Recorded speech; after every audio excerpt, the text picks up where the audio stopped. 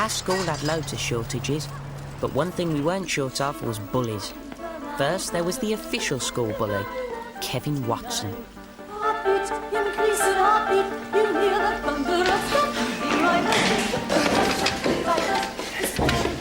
Holder, give me detention because of you. I'm going to help you, Grimley. And this is just the start of it.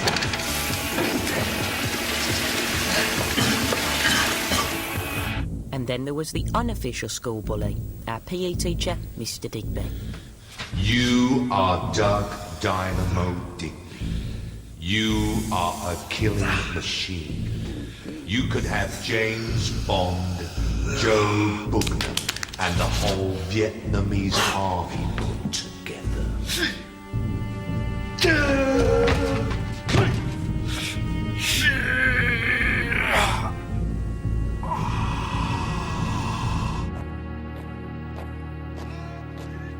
Dear Angela, I'm coming back. See you soon, Dad.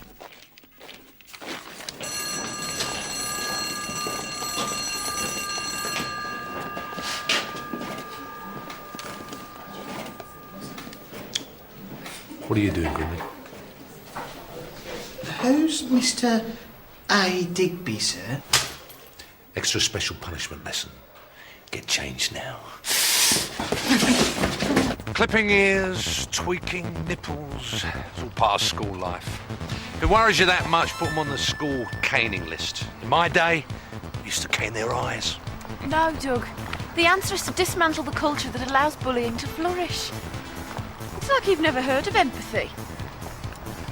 The school should start a strict anti-bullying campaign, and you'd be the perfect person to carry the message through to the kids. For some reason, the bullies are the ones you have the best rapport with. Not now, love. I'm working. It's like you were never young yourself, the way you treat your pupils. What are you gawping at, Grimley? Full ahead. Ramming speed!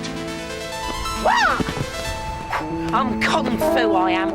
I can walk the rice paper and leave no trace. Oh, I wish I was Kung Fu. Then I could have Kevin Watson and everyone else in school. Television exponents of the martial arts create the myth that violence can occur without harmful consequences.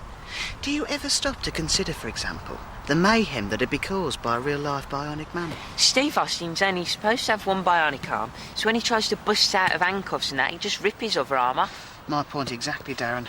If he got up to his violent antics in real life, Steve Austin would be as much of a menace to himself as to the rest of society. They're all the same. Steve Austin, Steve McGarrett, Steve McQueen. Imagine, though, you and Miss Titley. What do you think it'd be like kissing her? Oh, my heart would skip a beat. It'd be like there was music all around me and coloured lights. But then, one day in the future, when you're married to her, you'll do it, won't you? I, Gordon Grimley, of planet Earth, do pledge my vow of marriage. It is the pon far, the time of mating. No, I was engaged in activity. I'll give you 1 Earth hour.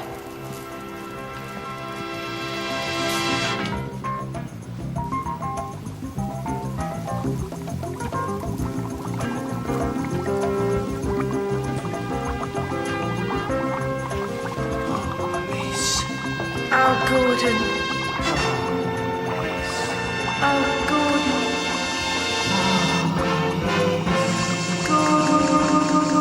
Gordon. Oh, miss. Gordon, what do the last few lines in the poem mean? But thy eternal summer shall not fade, nor lose possession of that fair thou owest. Nor shall death brag thou wanderest in his shade, when in eternal lines to time thou growest. So long as men can breathe or eyes can see, so long lives this, and this gives life to thee. Daydreaming?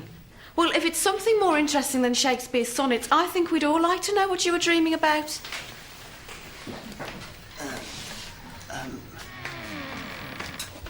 Doug, I'm glad I found you. You wouldn't fancy coming round to my place tonight, would you? Of course, sugar. And we can discuss our anti-bullying campaign. Oh, now, Doug, it won't be all work. I think it's time I did a special candlelit dinner. Just the two of us. Sounds good to me, sugar. A romantic night together is just what we need to bring out the softer side. The Digby who'll stop the bullies and make his girlfriend really fall for him. You can rely on me.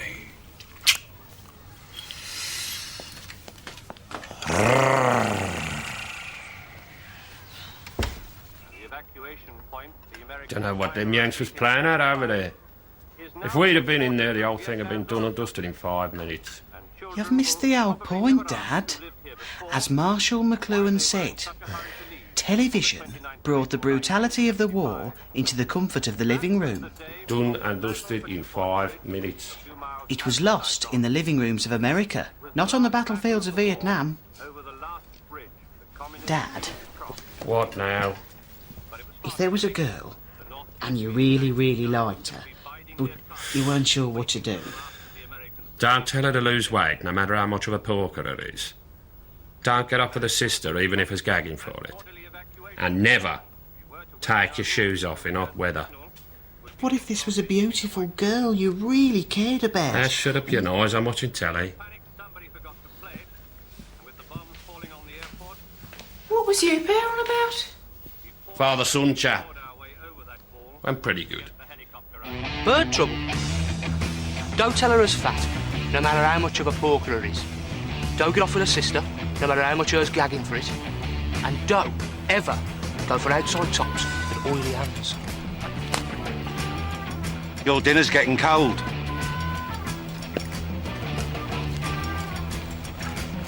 It's never easy, but we've all been through it.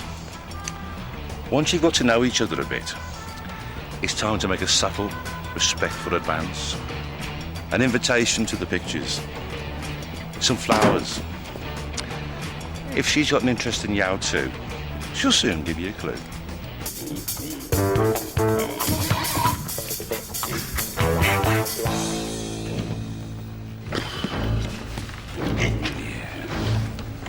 Softer side. Softer side.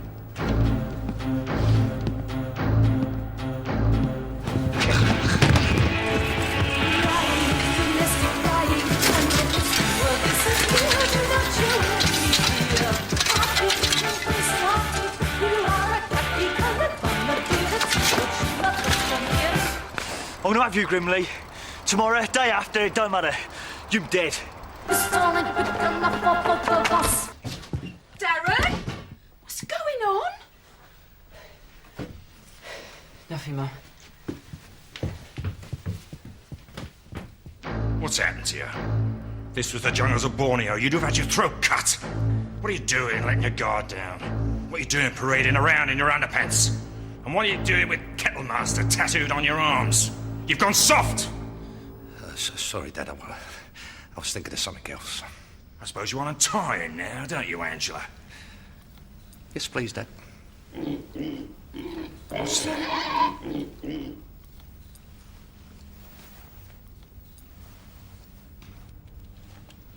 So, this is you. A PE teacher. I tried for the army, Dad. Went for the SAS. Pansies. Yeah. Do you have a girlfriend? Yeah. We're kind of coming out of a rough patch at the moment. So lay down the law to her. The only language they understand. Actually, Dad, I was supposed to be seeing her tonight. So what? Your old man's in town. Priorities. Right, son? Right, Dad. How can I be sure in a world that's constantly changing? How can I be Last. where I stand with you? Oh. I've brought you some flowers. Would you like to go to the pictures? Oh. They're lovely. The pictures. Oh. You're expecting Mr. Digby. I'll go. No, don't. Let's have a nice glass of wine, eh? You do like wine, don't you, Gordon? I don't know. So now you get to find out. Have a seat. Thanks, miss. Make yourself comfortable. Yes, miss. Gordon, we're out of school. You know you can call me Geraldine. Mm-hmm. So, how long's it been then? 10 years? You had to be away a lot, Dad. Eh? Maiming and killing. Do you remember after Suez? When I took you fishing? Yeah. Taught me how to gut a fish with my own teeth. Oh, happy days, eh, son? Happy days, Dad. And when you couldn't get into any of the school sports teams, the soppy orphanage gave you a pet rabbit. Flopsy. I know you didn't like the business with the snares, but, you know, there's nothing I hate more than a softie. Bacon sandwich. Because if you have gone soft, I've arrived in the nick of time. What's wrong, Dad? I'm dying. No. Got ya! I've got cancer. Very funny, Dad. Eh? You won't catch me out this time. No, I'm not joking. I've got cancer.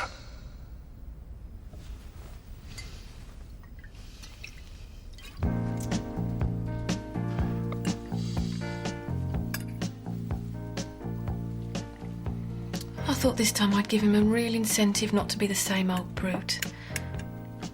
I should have known he'd let me down. Yet again. Gordon, who is there round here who likes the things I like? Who I can talk to? I mean, really talk to? I think I know the answer now. About those lines from Shakespeare. Oh, yeah? I think they mean a person's beauty can outlive their physical life. If you love someone and they love you, then that's bigger than life and death. I'm sorry, Geraldine. Is that wrong? No, Gordon. That's not wrong. It's not wrong at all.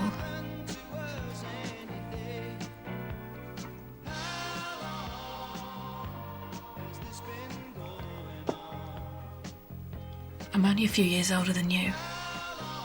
Hardly older at all.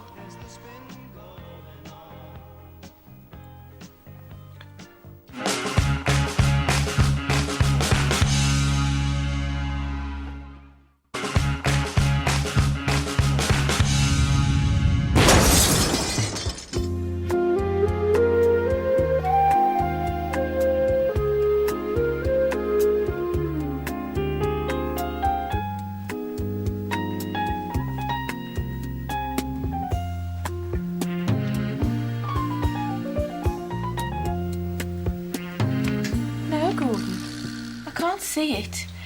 I've never heard of a piece of cork flying up out of a glass into someone's eye. I don't have wine too often. I suppose it's only to be expected. I better get home and rinse it in the bathroom sink. Sorry, miss. Searching but not find.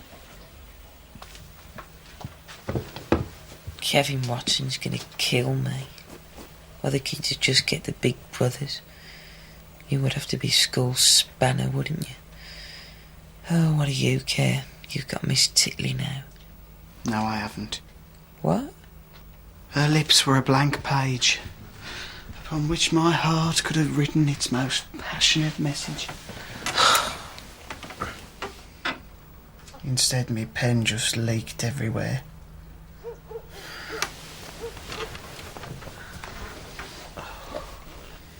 There's some here think fighting's clever.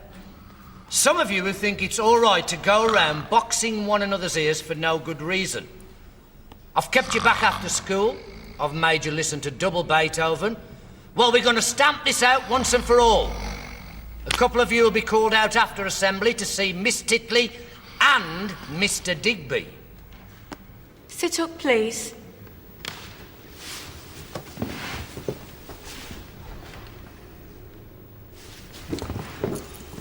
Now, Kevin, I want you to listen to how Darren felt when you bullied him. Darren, Yes, miss. you felt frightened, didn't you? Suppose. And vulnerable. Suppose. And you wanted it to stop. Suppose. Kevin, if that was the other way round, if someone was bullying you, how would you feel? It's just soft. Everyone has feelings. Look at Mr. Digby. He's somebody you look up to. He has them. He's got a soft side. Isn't that so, Mr. Digby? I'll make a man of you. Take one last breath. Do you hear that, Angela? Do you hear that, Angela? Do you hear that, Angela? Isn't that so, Mr. Digby? Oh, come on, Digby. Let's hear about your feelings. Show me your soft side. You've gone soft. You've gone soft. You've gone soft. I want to see it now. Come on, softy. Show me how you feel.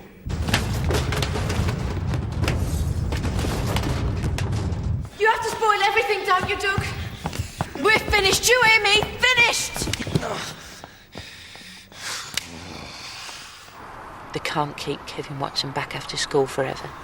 They've got to let him out when he's 15. She's broken up with Digby. He says he's coming round our way tonight. I can't believe it. She's broken up with Digby. Look, Gordon, I know you're school spanner and not into fighting and everything, but if you were there with me, there'd be two of us, and it might put him off. You'll stick by me, won't you, Gordon? Oh, I never thought you'd see sense. This is my chance. I shan't mess it up this time. This is my chance. On your feet when you look at me when you talk. Not unless you call me Doug.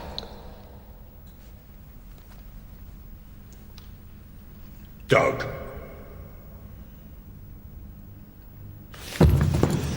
Baby just messed up everything. I was patching up things with Geraldine and you have to start with your don't be soft routine. Yeah, well, looks like I was right.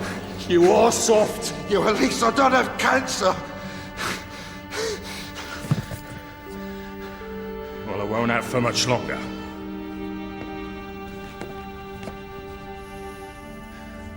What, are you going to have treatment?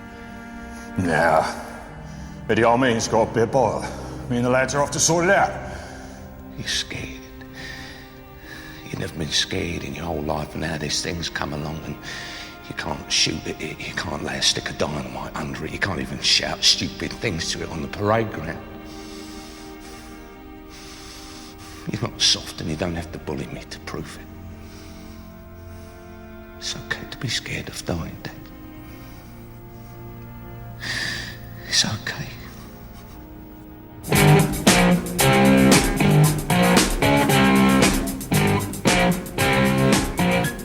So, I need someone to come round tonight and bash him in for me. Yeah, well, I would, you know, what with being the cock of the estate. But I'm having loads of beer and fags tonight. And sex. Oh, Mr. Titley, there's this kid in school says he's going to kill me, and I was just wondering, Mr. like, Titley, if you I need to talk to you right away. Whatever's the matter, Gordon? Well, you know that girl I asked you about?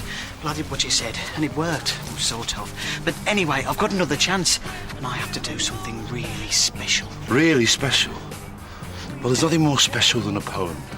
The pen is mightier than the sword, Gordon. Never more so than in matters of the heart. Once there was a girl. She was my one true love. I wrote her a poem.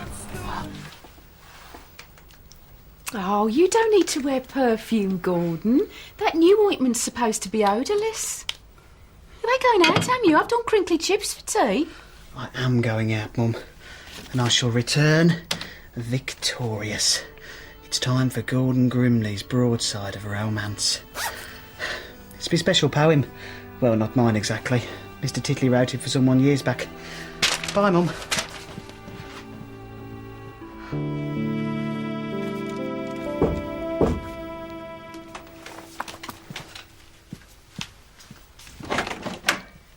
Doug Digby, you've got a nerve.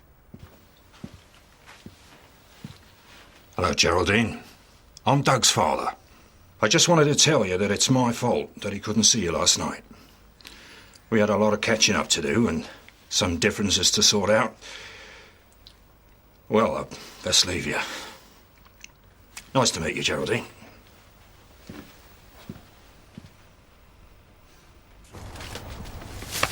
Ah, get off! Get off! Hello, Grimley. Get off!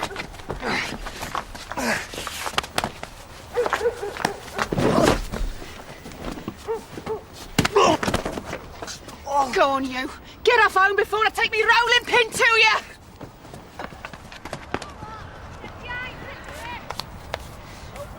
Well, I don't know what you're looking so shocked about, Darren Grimley. What's a mother's for, eh? Now, come on. I've made up some butterscotch angel delight for tea, and it's your turn to lick the spoon.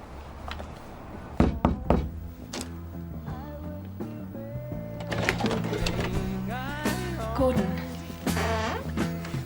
this isn't a good time. Oh, I could come back later. No, that wouldn't be a good idea right now. Oh, I was going to show you a poem. It's for you. I feel awful. Gordon, what happened between us last night? Not that anything happened. Can you forget it ever happened? Forget? I can't... Grimley, what are you doing here? Nothing, sir. I was stuck on my homework. Anything else? No, sir.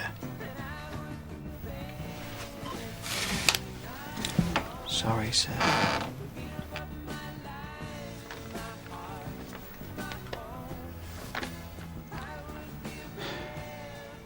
Bye, miss.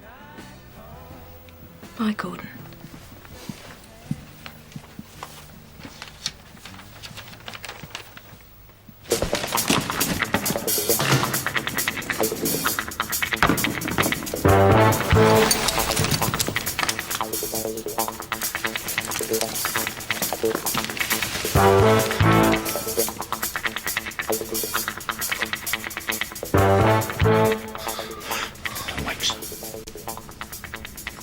You sleep.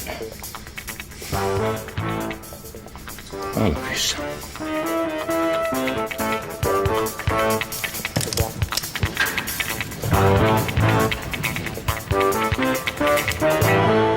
Son, I'm going to get some treatment. The doctors say my chances are good. I'll see you soon. Beryl Digby, Sergeant Major, Special Incursion Company, Dad. P.S. I've left you a little something. I hope you like it.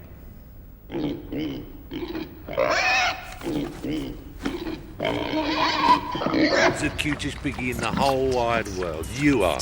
You are. Yes, you are. You cute So, little piggy. Digby had feelings and sensitivity, and Miss Titley had fallen for it. But Gordon knew it wouldn't last, and when the mask fell from Digby's face, he, Gordon, would be waiting. Well, has Digby learned his lesson? Find out next with another episode coming right up.